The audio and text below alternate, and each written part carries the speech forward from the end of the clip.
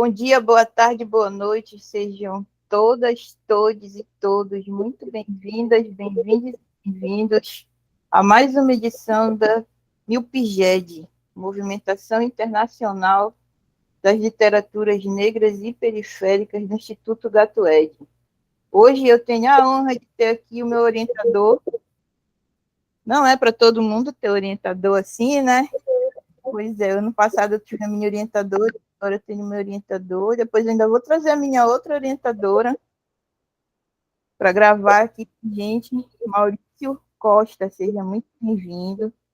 Vou ler um pouco da tua mini bio aqui, depois tu complementa.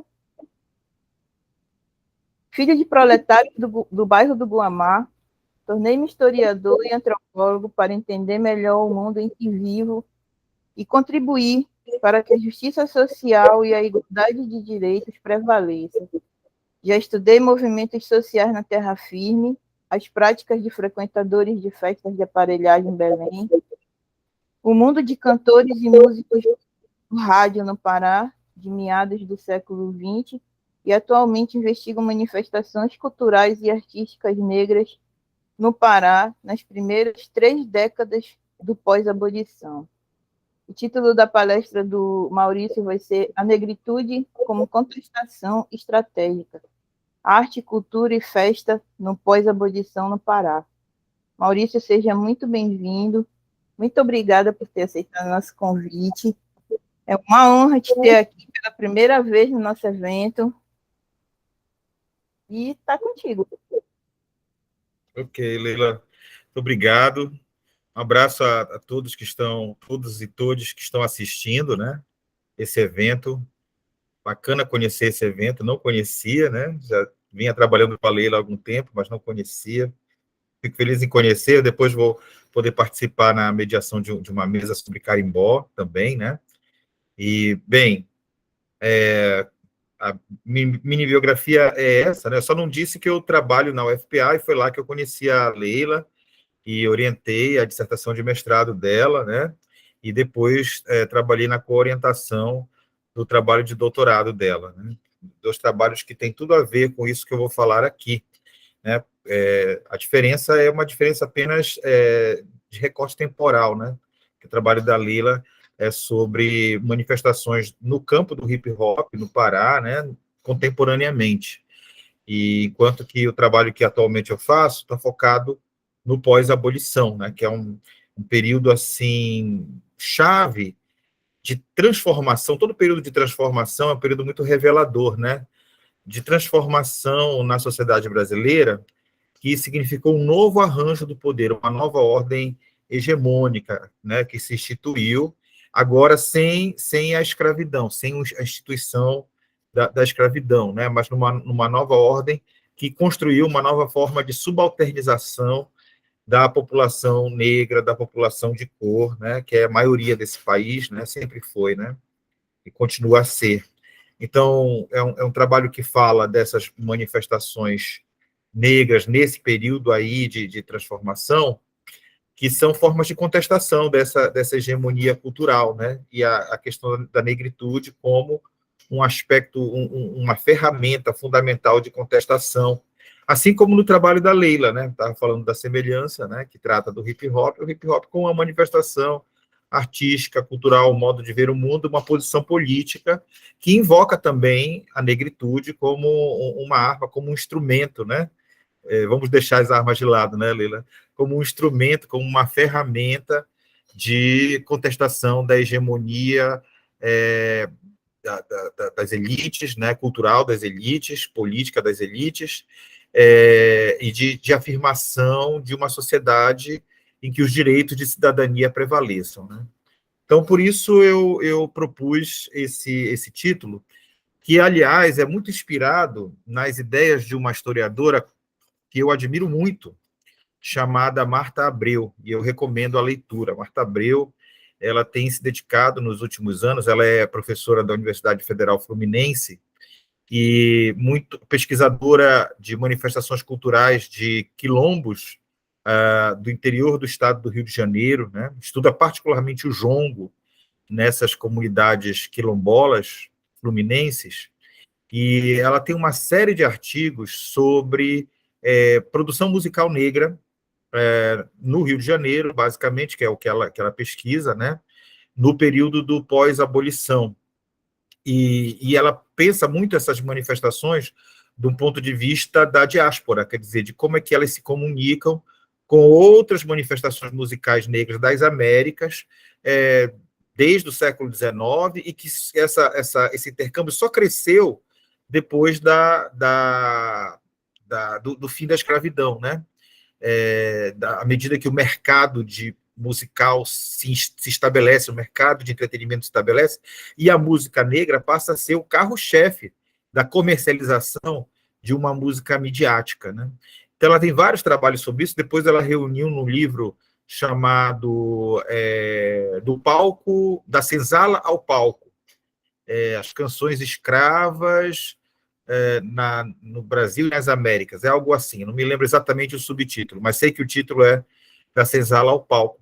E ela desenvolve essa ideia neste livro, em vários outros escritos dela, da negritude como contestação estratégica, quer dizer, a negritude pensada não no sentido essencializador, né, ou no sentido basicamente raciológico, no sentido biologizante, né, mas a negritude como uma manifestação sociológica, como uma expressão de um modo de ser e de se pensar coletivamente, e, mais importante, de se mobilizar, de se associar, de se afirmar politicamente na sociedade, a despeito das formas de opressão, de dominação, né, existentes na sociedade capitalista.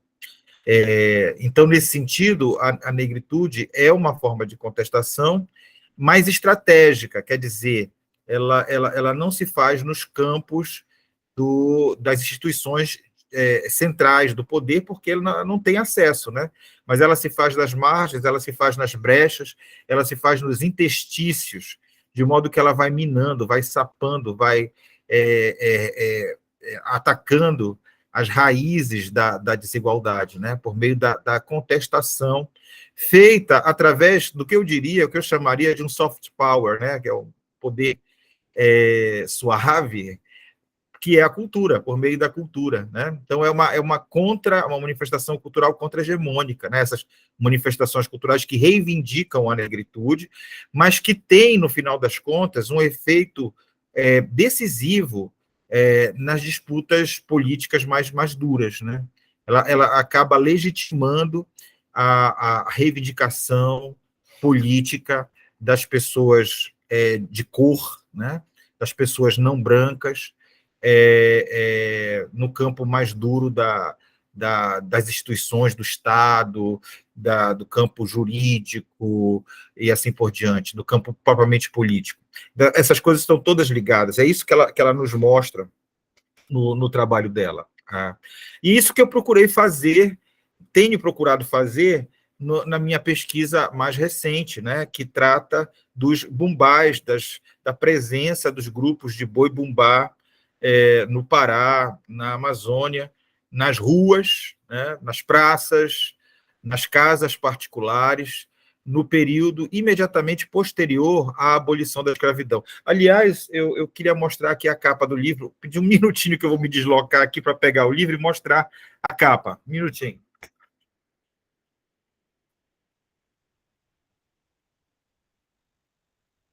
Então, o livro é este aqui. Deixa eu ver como eu posiciono. Assim, ficou melhor. Os Bumbás da Amazônia, Negritude, Intelectuais e Folclore, Pará, 1888, 1943. Ele foi lançado, este livro, no ano passado, num lançamento muito bonito, que foi no Instituto Boi Pavulagem. Boi Pavulagem muito conhecido de todos nós que moramos aqui em Belém, né? Foi um evento muito interessante lá, tudo a ver com o local também, né? E esse livro ele é fruto de um trabalho que eu venho fazendo já há alguns anos, um trabalho de pesquisa com a ajuda de estudantes de graduação, principalmente, né, que tem trabalhado comigo na iniciação científica, no diálogo com outros pesquisadores, né, e na aproximação que eu tenho tido relativa com gente de manifestações culturais, artísticas, populares, como o Boi-Bumbá, né? O Boi-Bumbá, nós sabemos, hoje ele tem um lugar muito sólido, né, no campo das manifestações da cultura popular, é tido, né, pelos entendidos, pelos intelectuais, né, pelos agentes do Estado, como uma manifestação da tradição, né, e ele está presente em vários bairros, cidades do interior, localidades rurais, né, com uma manifestação e vista como uma manifestação típica do folclore brasileiro e amazônico, né? Mas no período que eu vou falar aqui, esse período do imediato pós-abolição, o bumbá era altamente controverso, era uma manifestação altamente controversa, né? Porque ela trazia para as principais ruas da cidade, aqui eu estou falando de Belém, né? Pessoas vindas das áreas pobres, pessoas, muitas delas negras, né, mestiças, gente de cor, gente pobre, gente das classes trabalhadoras, né, que ocupavam as ruas, principalmente no período das festas juninas, né, mas também em outros meses da cidade, participavam de concursos, se apresentava em circos, se apresentava em teatros populares, por exemplo, e às vezes partilhava, vivia cenas de disputa territorial simbólica pela cidade, quando grupos de boi rivais se encontravam. Isso chamava muita atenção, e muitas vezes de forma negativa, da opinião de gente jornalista, de gente da imprensa, gente das camadas médias que escrevia nos jornais, médicos, advogados, políticos, literatos, professores e etc., que viam na presença crescente dessas manifestações, não só do bumbá, né, mas dos pássaros, as pastorinhas, por exemplo, que viam na presença crescente dessas manifestações nas ruas como um sinal de uma mudança e de uma afirmação de gente que não deveria, na opinião deles, estar na vitrine, não deveria estar com destaque na sociedade, né? Esse pessoal que está nas ruas, que veio de bairros pobres, esse pessoal que é negro, que é mulato, que é mestiço, né? Está aí batucando, tocando seus tambores pelas ruas, e se incomodava muito. Os jornais da última década do século XIX, primeira do século XX, vão estampar esse incômodo das camadas médias, né, de gente das elites, que via, principalmente no bumbá, uma manifestação de africanidade, de negritude, né, percebiam a negritude dessa manifestação como uma coisa perigosa. E isso emerge justamente no pós-abolição, por isso tenho trabalhado com esse período, né? Porque é um período em que a tutela, acaba a tutela, o controle, né, das pessoas escravizadas, por meio do domínio particular, né, de senhores de escravos, e o Estado, a polícia, as instâncias de repressão é que passam a ser responsáveis pelo controle dessa população, né? Vista, em grande parte, como gente perigosa, como classes perigosas, né? pelas elites, pelas camadas médias, vista como classes perigosas mesmo, né? Então, de fato, a República ela não trouxe a cidadania, ela simplesmente colocou num outro plano, num novo plano, um sistema de dominação que deixa de ser particular nas mãos dos proprietários e passa a ser responsabilidade do Estado, né, de coibir a presença, o uso do espaço público, o direito de ir e vir e se manifestar por parte de pessoas negras, pobres e da classe trabalhadora. E foi justamente a abolição que abriu essa possibilidade, né, dessas pessoas virem para as ruas e tornar a arte, a cultura e a festa um instrumento de afirmação social.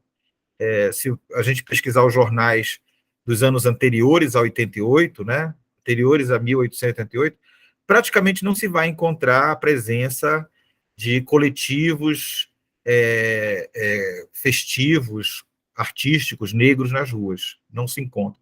Depois de maio de 88, é uma presença cada vez mais crescente, né? Então, primeiro, isso mostra a percepção, né, que essas pessoas tiveram de que agora a coisa devia mudar, né, o cenário devia mudar. E o mais interessante, há uma iniciativa crescente de criar novos grupos, né? Ou seja, uma mobilização no sentido de se associar, de juntar dinheiro para, como se diz, né, colocar um boi na rua, que não é algo barato, né? Mobilizar amigos, mobilizar vizinhos, e mais, fazer com que o boi represente a vizinhança, represente aquele pedaço, aquela parte da cidade de onde você vem, né? E fazer isso por meio do canto, da dança, do batuque, do uso de fantasias, da performance teatral, da disputa em concursos, na exibição em teatros populares, em circos, na apresentação em casas de gente abonada que contratava esses grupos para se apresentar, e também de alcançar algum tipo de visibilidade na imprensa, né? Algum tipo de divulgação positiva na imprensa. Então, trata-se de uma mobilização marcada, que denota uma grande autonomia desses grupos artísticos vindos da periferia, compostos por pessoas negras, né? Que vão ter cada vez mais uma presença crescente, por meio da festa, né? Embora também nós tivéssemos nesse período um crescimento de greves, de mobilizações operárias, mas a festa é um instrumento de contestação, né? E isso é o que chamava a atenção na última década do século XIX, primeira década do século XX, há uma grita geral na imprensa de gente digamos assim, das classes dominantes, né? Reclamando dessa presença na Rua dos Bois, né? E outros tentando construir uma narrativa que eu diria, num sentido voltada para emoldurar essa manifestação e colocá-la numa condição de ser inofensiva. Deixa eu explicar isso melhor. Muitos dos relatos na imprensa, na época, vão pedir, sobre os bois, vão pedir que a polícia haja, que a polícia prenda, que ela acabe com essas apresentações, que elas denotam atraso cultural, elas denotam imoralidade, né? Importante notar que, nesse período, o corpo negro dançando, festejando, se divertindo publicamente na rua, era, em geral, visto pelas elites como uma manifestação imoral. Como uma manifestação imoral. Então, é um discurso raciológico, na verdade. Sua base é raciológica, né? Há uma selvageria, supostamente, inata ao corpo negro. E essa selvageria, ela descamba para a licenciosidade sexual, né? O exagero sexual, e que, portanto, precisa ser proibida, né? Por outro lado, essa visão ela também descamba para a transformação da mulher negra em objeto, né? Quer dizer, a mulher negra, a chamada mulata, vista como alguém dotada de uma sexualidade exagerada, que, portanto, justifica o abuso que os homens possam fazer com ela, né? Então, essa visibilidade festiva, né, do corpo negro nas ruas incomodava muita gente, que achava que o único jeito para impedir que essa se tornasse a cara do país, né, porque as elites queriam, na verdade, reproduzir a Europa, né, branquear a sociedade, colocar o Brasil no cenário das civilizações mundiais como uma espécie de filho da Europa nas Américas, né? Então, por exemplo, havia uma vergonha muito grande dos jornalistas de que os estrangeiros viessem ao Brasil e vissem essas coisas, essas manifestações de sabor africano, né? De origem africana, né? E saíssem com essa impressão do Brasil, né? O Sérgio Buarque de Holanda fala isso, né? Que a elite brasileira do 19, ela se via exilada, e eu diria que até do século XX, exilada dentro do próprio país, né? Quer dizer, ela se sente um estrangeiro dentro do próprio país, porque não se identifica com essas manifestações de matriz africana, por exemplo, né? Então, há uma série de justificativas que vão propor um entendimento disso, dizendo, olha, isso aí acontece porque isso é uma manifestação exótica que veio lá do passado e que vai desaparecer. Isso vai desaparecer, vai acabar à medida que a população se branquear, à medida que a educação avançar, à medida em que a população aderir a novos modelos culturais, isso tende a desaparecer, né? Então, de um lado, há uma proposta de repressão, de outro, uma proposta de intervenção cultural na sociedade. E aí, os primeiros autores estudiosos do folclore, que passa a ser um campo de estudos destacado entre uma parcela erudita, né, da intelectualidade da época, vai encontrar um sentido positivo nessas manifestações. Os folcloristas do final do XIX começam a dizer que essas manifestações são sobrevivências do passado, né? Que são bem-vindas, mas que precisam ser registradas, porque vão desaparecer. Elas denotam uma infância da sociedade brasileira, por isso, nos textos deles, há um sentido de nostalgia muito grande em relação a essas manifestações. Elas precisam ser registradas, porque elas vão desaparecer, né? Então, eles decretam a morte delas já no seu nascimento, né? Curiosamente, estou falando aí da última década do XIX, primeira década do século XX. Curiosamente, nos anos 20 e 30, começam a aparecer obras literárias que vão apresentar essas manifestações culturais e artísticas negras como uma característica de base da cultura brasileira na Amazônia, né? Vão aparecer romances, memórias, crônicas em jornais, poemas, que vão transformar essas manifestações, inclusive o boi-bumbá, né? Mas, por exemplo, as religiões de matriz africana, as pastorinhas, né? E outras, o samba, por exemplo, né? Vão transformá-los em tema literário. Elas se transformam em tema literário, né? Em alguns escritores, esse tema literário é tratado de forma bastante crítica, no sentido de mostrar que são formas de expressão de gente subalternizada, que está na base oprimida da sociedade, e na versão de outros escritores, eles são apresentados só como exóticos, como sobrevivência, como decadentes, né? Mas, enfim, torna-se um tema literário e já nos anos 30, né, com o advento da Segunda República, com Vargas, né, e com o ideal trabalhista de Vargas, né, de criar um país sem divisões, né, um país unido em torno do trabalho, isso passa a ser associado ao chamado elogio à mestiçagem, né, o elogio da mestiçagem, que é uma ideologia que prepara a tese da democracia racial de que o Brasil é um país mestiço, quer dizer, não é negro, não é branco, é um país mestiço, e as suas manifestações elas são culturais, resultado da contribuição das três raças, é o mito das três raças, né?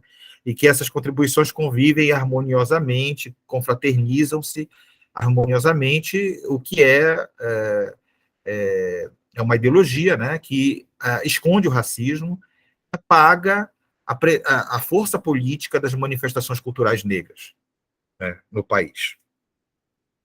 Agora, a população, os agentes do Bumbá, por exemplo, dessas manifestações, essa gente não está alheia ao que é a repercussão na imprensa, a repercussão literária, até porque muitos desses escritores aí, alguns deles, melhor dizendo, circulavam pelos currais de bois, iam até os terreiros afro-religiosos, participavam de festa de santo, onde essas manifestações aconteciam.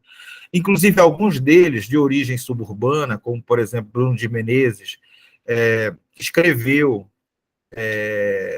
peças para pássaros juninos, escreveu roteiros para bois bumbás, por exemplo, né? Alguns deles escreveram poemas, letras de canções que eram apresentadas nas exibições desses grupos. Então, havia um intercâmbio, algum tipo de intercâmbio, né? Principalmente para aquela parcela do círculo literário que era mais proletarizada, que era negra e proletarizada, como é o caso de Bruno de Menezes, Cid Jurandir, por exemplo, de Campos Ribeiro, né, que não era proletário, mas era um homem negro, era um escritor negro, enfim, esses intelectuais, digamos, mais comprometidos com a parcela, as classes trabalhadoras, eu diria, né? Então, esse intercâmbio, a meu ver, ele foi também mais um instrumento de afirmação política dos grupos, né, que se valiam do prestígio também dos intelectuais, para negociar com as autoridades a possibilidade de estar nas ruas, de participar de eventos, né, de ganhar destaque na imprensa. Então, o jogo começa a mudar nos anos 20, nos anos 30, né? Os bumbás deixam de ser tratados apenas como caso de polícia e começam a ser apresentados como uma atração festiva de massa, né? Porque surgiram nesse período chamados currais, que eram as sedes festivas dos bois, que eram, na verdade, que eram verdadeiros complexos festivos, e que as pessoas iam para lá e podiam assistir pássaros, bois, quadrilhas juninas e comer comidas típicas, jogar futebol, enfim, espaços. Os currais eram verdadeiros espaços de lazer no subúrbio da cidade, né? E por lá circulavam jornalistas, escritores, policiais, e às vezes até grandes autoridades da gestão pública municipal, estadual, né? Eu falei aqui de policiais, é importante notar que muitas vezes os donos de bumbá tinham ligação com gente da polícia, né? E isso às vezes era favorável para uns e desfavorável para outros, porque aliás, alguns brincantes eram também policiais, ou às vezes um boi era apadrinhado por um delegado de polícia, então isso às vezes era uma forma de proteção de uns e de perigo para outros, porque os adversários desses que eram apadrinhados acabavam sendo prejudicados, né? Em certas ações da polícia. Neste livro eu falo dessas ações, dos conflitos, né? O conflito é um elemento muito presente nas festas em geral, né? No caso dos bois, que circulavam pela cidade, né? A gente encontra conflitos entre grupos de bois que reivindicam territorialidades diferentes na cidade, pertencimento diferente. Então, os bois dos Jurunas, por exemplo, costumavam brigar muito com os bois do Marizal e vice-versa, né? O Marizal era também um centro de manifestações culturais negras fortíssimo na primeira metade do século XIX, desculpa, na primeira metade do século XX, né? Mas também outros bairros, né? Telégrafo, que na época se chamava São João do Bruno, Boamá, enfim, também tinha uma presença importante. Como eu falei, né, os bois eram um lugar também de sociabilidade de quem morava nessas áreas pobres da cidade, né? Então, construía-se uma rede de relações em torno do amo do boi, o proprietário do boi, né, e a sua família. O boi era um empreendimento familiar, mas que necessitava de um apoio fundamental da vizinhança, dos amigos, né, próximos, para que se pudesse erguer o curral, para que as atrações conseguissem ter público, para que elas fossem divulgadas na imprensa, para que o grupo pudesse participar de concursos em instituições, às vezes, por exemplo, instituições beneficentes, sindicatos, faziam concursos e convidavam os bois, e também pudessem ser contratados por gente rica, que tinha interesse de fazer festa junina e trazer bois para se apresentar para a família. Então, havia um lado do negócio, né? Quer dizer, a brincadeira era tanto um negócio também, né? Como diversão, para quem participa e para quem assiste, quanto uma escola de aprendizado artístico, porque lá no boi as pessoas aprendiam a tirar toada, aprendiam a tocar percussão, aprendiam a produzir figurino, né? Aprendiam coreografias, enfim, tratava-se de um aprendizado, né, cultural muito em torno da ideia das matrizes africanas. Essa é uma coisa interessante. Quer dizer, não quer dizer que todos os participantes fossem pessoas negras, né, do boi, mas o tema da negritude é um tema muito reivindicado, desde do roteiro, do alto do boi, né, que é encenado, há uma série de aspectos da apresentação, né, os tambores, a dança, invocam muito fortemente a negritude, de modo que ela é transformada na festa, não mais, ela não está associada a um passado de escravidão, a um passado de trabalho forçado, né? Quer dizer, a exibição do boi associa a negritude a outras coisas, né? A música, a dança, ao canto, né? Lembremos aquele famoso texto do Paul Gilroy, né? Paul Gilroy, do Atlântico Negro, em que ele diz que a música é um dos legados, uma das joias herdadas da época da servidão, né? É a música negra, a música da diáspora, né? O canto antifonal, né? O canto que é feito de uma frase e depois a resposta em coro, acompanhada de percussão, que é uma marca da música negra na diáspora, em todos os lugares das Américas, né?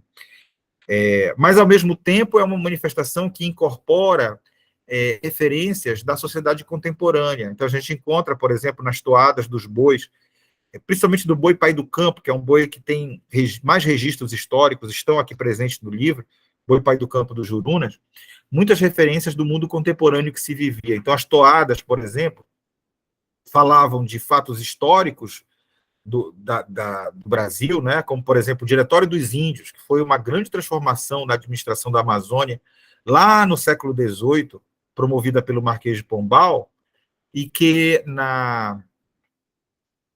está presente nas toadas do Boi Pai do Campo, por exemplo. Mas também há outros temas contemporâneos, né? Fala-se de energia elétrica, de automóvel, fala-se de futebol, inclusive do Clube do Remo, por exemplo, né? O Boi do Campo era um boi como os outros bois de Belém, um boi urbano, né? E que estava sintonizado com essas transformações urbanas que se vivia. E essa é uma diferença desses bois de Belém, na época, para os bois que existiam no interior da Amazônia, né? Que invocam muito mais temas da vida rural, mas não porque se remete a um passado que é objetificado, como uma nostalgia de algo que vai desaparecer. Não é isso. Na verdade, se invoca o passado, é um passado atualizado, em função das questões do presente. Né? E no caso das cidades do interior, são bois que falam de aspectos da vida no campo. Né? E mesmo esses bois não estão imunes a influências vindas de fora, essas influências são incorporadas, né? Inclusive as próprias disputas políticas que se estendiam na vida cotidiana das pessoas, elas estavam presentes nos bois. Por exemplo, tem uma toada aqui de um boi lá de Ourém, na década acho que é dos anos 10, né? Que é um elogio ao governador Lauro Sodré. O Jorge Hurley, folclorista paraense, pesquisando em Orem, encontrou uma toada que fazia um elogio ao governador Lauro Sodré, porque certamente esse boi deve ter se apresentado quando de uma visita do governador Sodré, né, a Orem.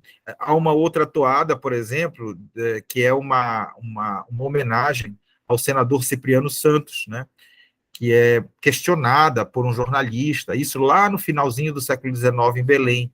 E só lembrando, né, Cipriano Santos foi um senador, um político muito famoso nesse período, e era um político negro, né, e o pai dele, o Cipriano Santos, era abolicionista de longa data, ele próprio abolicionista, e eles tiveram um jornal chamado 13 de Maio, em função da abolição, né, e ele tinha muita força, assim, junto a determinados grupos culturais populares, e talvez por isso esse boi tivesse feito essa toada em homenagem a ele, né? E, enfim, quer dizer, esses sujeitos do boi, eles vão se utilizar de vários instrumentos de afirmação cultural diversos, no sentido de inverter a dominação, ou pelo menos equilibrar ou desafiar a dominação, né, da cultura hegemônica, propondo um diálogo sobre a nossa sociedade a partir de uma outra moldura, que é a moldura das manifestações negras, da herança africana, de como é que isso é uma cara da nossa sociedade, né? E que deve ser, deve ter visibilidade. Acho que essa é a grande lição que os bumbás nos mostram nesse período. Quer dizer, é claro que o diálogo com os folcloristas, a divulgação que os literatos fizeram dessas manifestações foi muito importante. Mas o mais importante é que, a despeito da repressão, a despeito do preconceito, essas manifestações encontraram um lugar social próprio, autônomo, e alcançaram reconhecimento, visibilidade, né? Num país que é marcado por racismo estrutural e por invisibilização das pessoas de cor, né? Então, era isso que eu tinha a dizer. Eu peço desculpa pela longa fala, mas em grande parte, esse é o conteúdo do livro, que eu recomendo, né? Esse livro foi publicado pela editora Paco, e tem uma versão impressa, né? E a versão e-book, né? No site da editora, e também existem exemplares dele nas bibliotecas da UFPA, Central, Biblioteca do IFCH, Biblioteca do Centur, enfim, em vários lugares, bibliotecas é possível encontrá-lo. Bom, é isso, gente. Maurício, muito bacana te ouvir, olha, uma pesquisa muito interessante. Depois eu quero ler essa pesquisa, comprar esse livro aí para eu conhecer. Maurício, eu quero te fazer uma pergunta que eu faço para todo mundo. Quem é Maurício Costa? Parece uma pergunta de psicólogo, né? A minha psicanalista que me perguntava todas as vezes que eu ia, né, para as sessões, era esse da conversa. Olha, eu vou dizer que, numa palavra, uma coisa que me chamou muita atenção, quando da palestra de um colega meu, que estuda religiões de matriz africana, né? Eu acho que eu sou um buscador, no sentido do meu trabalho como professor, como pesquisador, né? Quer dizer, um buscador de entender por que o mundo que nós vivemos é assim, e principalmente entender por que as desigualdades são tão gritantes nesse mundo que nós vivemos. Desde criança, desde muito pequeno, eu sou assim. Eu lembro, eu nasci no bairro do Guamá, né? Sou do bairro do Guamá, e desde pequeno me incomodava muito, apesar de ser de uma família pobre e viver aquele cotidiano do bairro, mas me incomodava muito ver todos os problemas, né, que as pessoas viviam ali. Eu lembro que eu ia para a feira com a minha mãe, a feira do Guamá, ela não podia me deixar sozinha em casa, né? Meu pai estava trabalhando, então, e eu ia observando as coisas, aquelas coisas, eu não conseguia naturalizar, sabe? E até hoje eu não naturalizo. E é bom que a gente não naturalize, né? Sim. Não naturalizar essas pobrezas, essas misérias é essencial para a gente continuar vivendo. Exato. Justamente, é preciso não naturalizá-las para poder contestar, né? Para poder... enfim, então a minha trajetória de vida, por exemplo, na Igreja Católica, eu, muito jovem, adolescente, me liguei a um grupo de jovens da Igreja Católica, numa igreja que era fortemente ligada à Teologia da Libertação, que é a paróquia de Santa Maria Gorete, no Guamá. A minha vinculação a esse grupo de jovens, que era profundamente político na sua atuação dentro da igreja, era uma continuação dessa visão que eu trazia da infância, né? E depois houve um momento, né, que houve uma crise na paróquia e eu escolhi seguir um caminho de atividade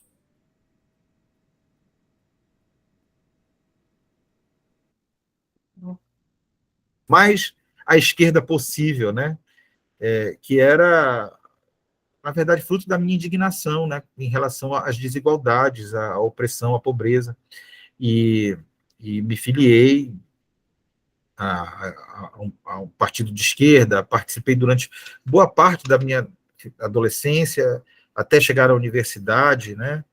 E militei fortemente no movimento estudantil, e aí houve uma guinada na minha vida, já no final da graduação, que é quando eu decidi que o caminho onde eu poderia investir as minhas energias no sentido de lutar por um mundo mais justo, não seria a política partidária, mas seria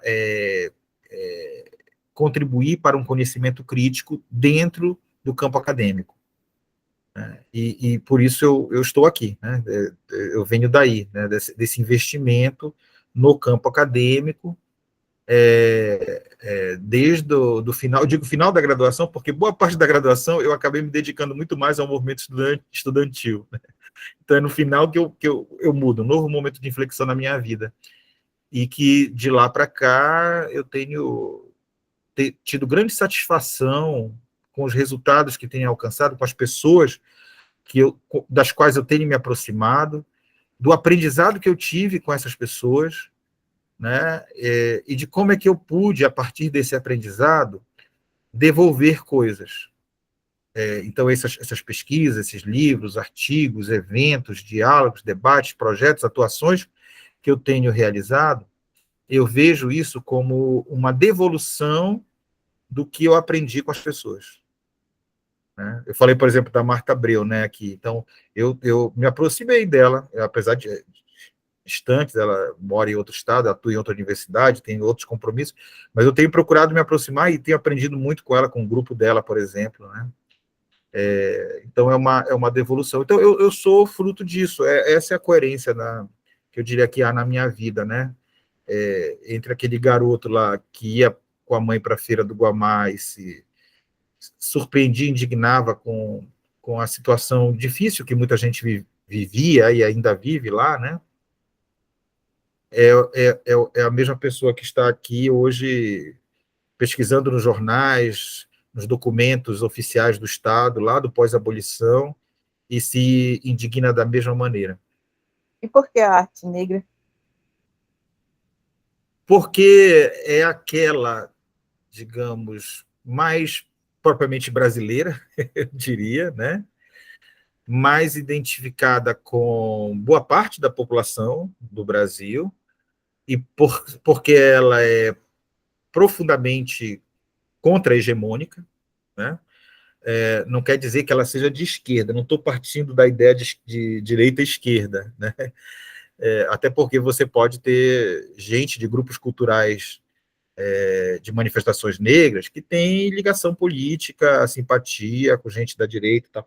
Mas eu diria que, em termos da posição que ocupa no mundo, apesar de algumas titulações em relação às elites, né, desses grupos em relação às elites, a sua condição social, o fato desses grupos, desses sujeitos encontrarem uma visibilidade, uma posição, um reconhecimento, prestígio, valorização, já é uma forma de contestação social, quer queira, quer não, sabe?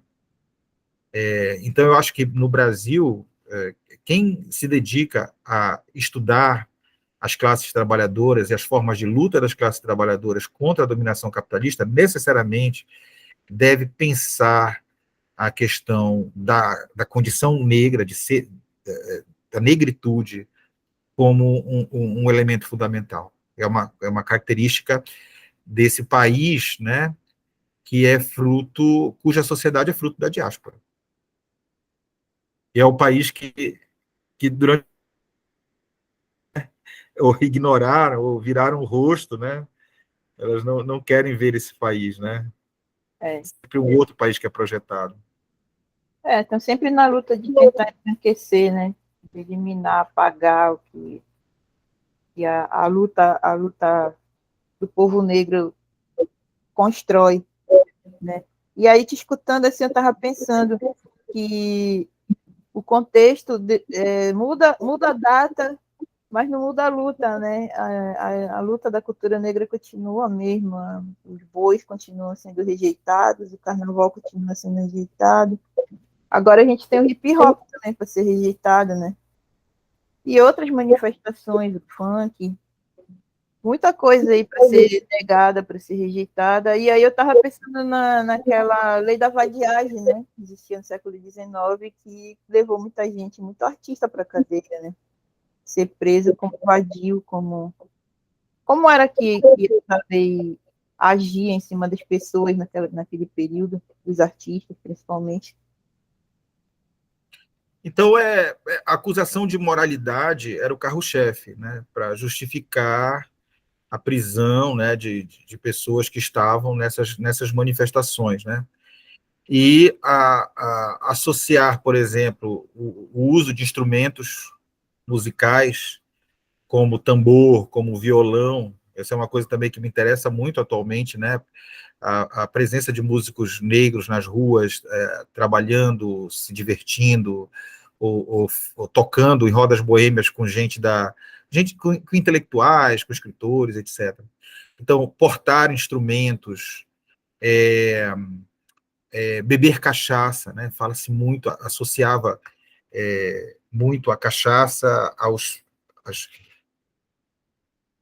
aos festejos negros, né? A presença das pessoas negras na rua. Então, há um discurso moralizador que serve de estofo, de justificativa, para que o Estado agisse de forma arbitrária, né, na repressão dessas manifestações, porque, na verdade, do ponto de vista de uma nova ordem liberal imposta pela República, né, as pessoas tinham direito a estar nas ruas e liberdade de se manifestar, mas não era bem assim. Não era bem assim, né? A gente sabe o quanto é que a polícia fica muito mais atenta, né, muito mais cuidadosa quando vê uma pessoa negra, né, na rua se manifestando do que se for uma pessoa branca, né? E isso muito mais aí no período pós-abolição, né? Então essas pessoas eram, você vê, se você pegar os literatos da época, poesias, romances, crônicas que eles escreviam, isso está nas entrelinhas, né? Como é que os negros eram vistos com desconfiança, como eles eram imorais, como eles são bêbados, vadios, preguiçosos, né, indolentes, como eles falam palavrões, sempre se fala isso, eles vivem falando palavrão nesses documentos. Então, a tendência na época era a polícia provocar situações, né, em que essas pessoas pudessem responder, e quando elas respondessem, elas eram presas autuadas, né? Então, há um pente fino nesse período, assim, um controle muito próximo. E a forma de contornar esse controle próximo, muito atento, era ser apadrinhado de alguém poderoso, né? Era encontrar alguém que lhe pudesse dar algum tipo de proteção, né? E quando você não conseguisse isso, tivesse algum tipo de entrada na imprensa. Por exemplo, eu tenho uma fonte nesse livro muito interessante de um boi cujo ensaio foi invadido pela polícia, né? Esse boi era um boi do Marizal, que veio para os Jurunas, para uma festa particular, numa casa particular, numa casa de uma família pobre. Então, não era uma família abonada, era uma família pobre, e o boi se apresentava dentro da casa, né? E as pessoas lá dançando dentro da casa. E aí a polícia simplesmente invadiu a casa, que é proibido, a polícia não pode invadir. Invadiu a casa e bateu em todo mundo, inclusive em mulheres, crianças que estavam presentes, né? E prendeu todo mundo, levou todo mundo para a cadeia. E aí isso gerou uma controvérsia na imprensa, né? Porque há uma versão oficial de que essas pessoas tinham provocado a polícia, estavam dentro dessa casa refugiados e a polícia invadiu, né? E depois há a fala de um senhor que estava lá nesse dia, né? que foi conseguir um espaço na imprensa, e ele, no jornal, e ele dizia lá que, na verdade, a polícia fez isso porque o chefe de polícia tinha ligação com um boi do bairro dos Jurunas, que era adversário desse boi do Marizal que lá estava. E ele dizia, olha, nós fomos agredidos por uma preferência, preferência de boi. Por isso que eles invadiram e bateram nas pessoas e nos prenderam, né? E esse tipo de ligação ela podia ser benéfica, como dizia antes, para uns e ruim para outros, né? O fato é que o boi, a despeito disso, ele estava sempre no radar das forças de repressão. Se não da repressão física, mas também, se não sempre da repressão física, mas também da desqualificação que escondia por trás de si um sentido racista. Né, uma posição racista. Né? Inclusive, tem fontes, por exemplo, trechos de jornal, de gente, de jornalista que dizia isso, né? Dizia, olha, o boi bumbá na rua, ele lembra de um período muito triste do Brasil, da época das senzalas, e isso é horrível. Então, a gente tem que apagar a época das senzalas. O boi não pode estar nas ruas, porque ele nos lembra do Brasil das senzalas. Né? Então, é incômoda, né? Uma presença incômoda. E que, com o tempo, o Estado foi procurando enquadrar dentro da sua política cultural, principalmente dos anos 30, né, com a Segunda República, com a República Varguista, dentro da ideia da mestiçagem. Né, quer dizer, o boi não é negro, o boi é mestiço, né, o boi é brasileiro, ele é uma manifestação do folclore brasileiro, então, no sentido de tentar eliminar dele o seu poder contestador, né. É o que aconteceu com o samba, por exemplo. Né? Lá, desde os anos 30, o samba foi, como se diz, higienizado, né? E que não se consegue fazer com o hip-hop hoje em dia. Pelo menos se conseguiu até agora, né? Sim. Esvaziar o conteúdo de contestação do preconceito, do racismo, né? Da desigualdade, etc. Então, por isso, o rap nas ruas, né? O grafite e outras manifestações, elas são vistas como perigosas pelos agentes do Estado, pelos setores das elites, né? Porque eles sabem do poder contestador e de como que ela invoca justamente esse país que as elites não querem ver.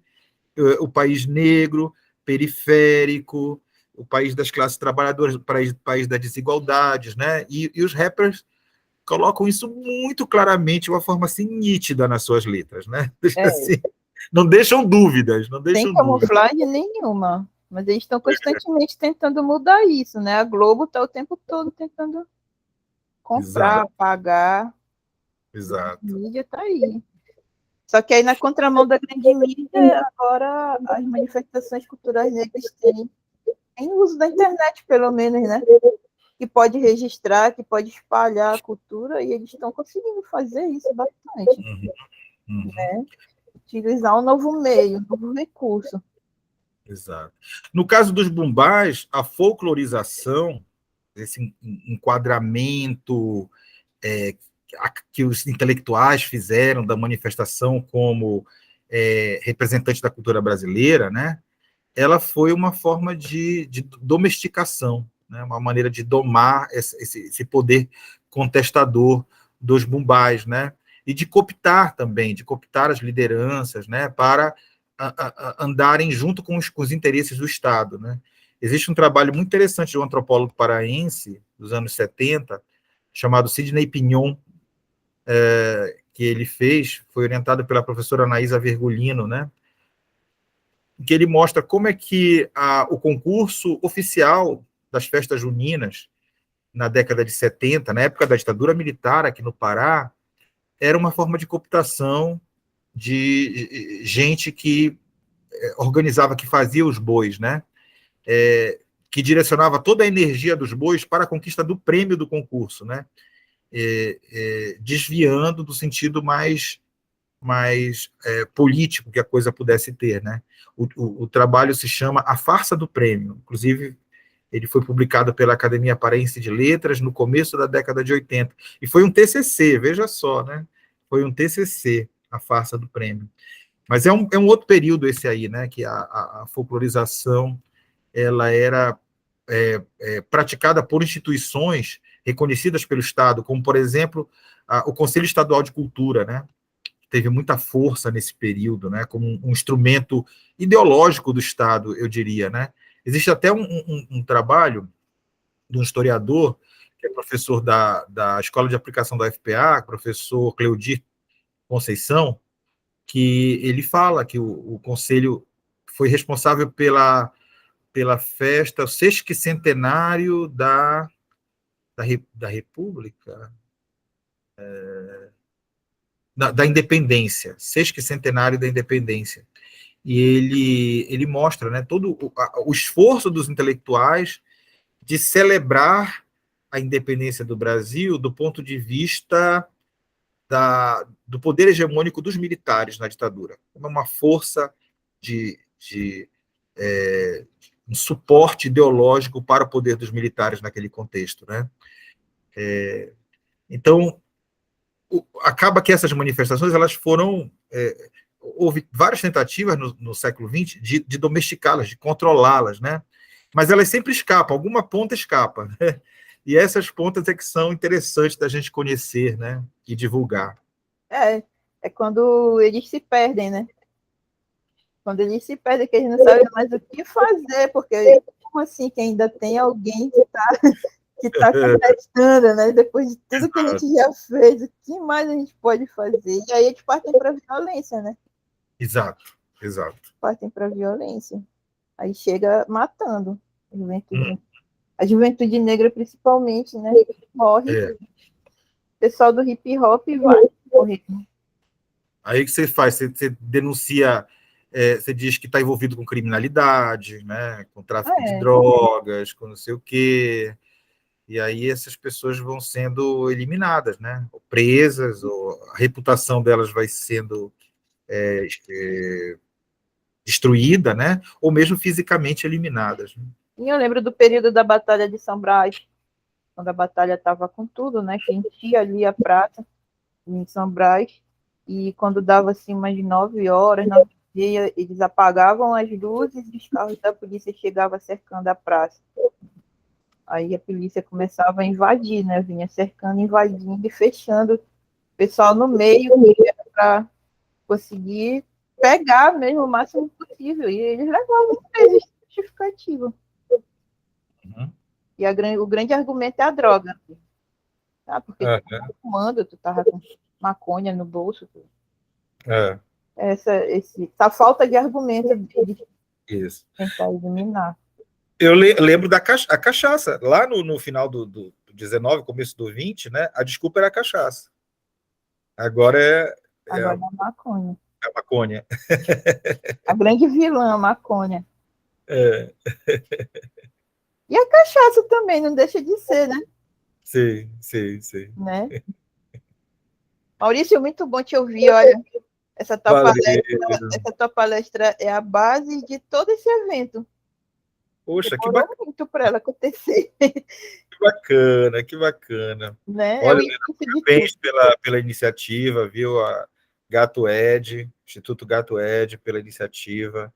Obrigada. Isso é muito legal, essas vozes. Posso chamar de voz da periferia, né? O Gato Ed, né? Que é Pode. Instituto da Terra Firme, né? Essas vozes da periferia se colocando de forma contestadora, né? De forma insistente, teimosa, diante da hegemonia. Parabéns, viu, pela iniciativa. Muito obrigada. E parabéns pela pesquisa. Tu quer falar dos teus outros livros, que a gente sabe que esse não é o teu primeiro livro, tu tem outros. Quer falar um pouco? Na mini bio eu mencionei as pesquisas, né? Eu mencionei que tem o meu trabalho na época do mestrado que eu fiz na Terra Firme, com a Associação de Moradores Unidos na Luta. É um trabalho sobre práticas de lazer lá, né? E aí eu fiz um livrinho chamado Lazer e Sociabilidade, Uso de Sentidos, que é um subproduto da dissertação. Depois eu fiz essa pesquisa antropológica de campo com participantes de festas de aparelhagem em Belém. Foi a minha tese, né? Que foi publicada com o título de Festa na Cidade, o Circuito Bregueiro de Belém do Pará. E depois, trabalhando como professor, pesquisador da UFPA, Eu escrevi um livro chamado Cidade dos Sonoros e dos Cantores, e que fala sobre os cantores, músicos do rádio, nos anos 40 e 50, na época que o rádio desponta como grande meio de comunicação, né? E o livro mais recente é este, Os Bumbás da Amazônia, que foi fruto do meu estágio pós-doutoral, né? Eu fiz lá no Instituto de Estudos Brasileiros, e foi uma grande experiência, porque eu tive acesso ao arquivo deles, né, do Instituto de Estudos Brasileiros. Em grande medida é um arquivo coletado pelo Mário de Andrade, que foi um importante folclorista, né, brasileiro aí dos anos 30, dos anos 40, que chefiou, dirigiu a missão à distância, a missão de pesquisas folclóricas, que registrou aqui em Belém, em 1938, o Boi Pai do Campo, né, e eu uso muitas fontes desse período, né.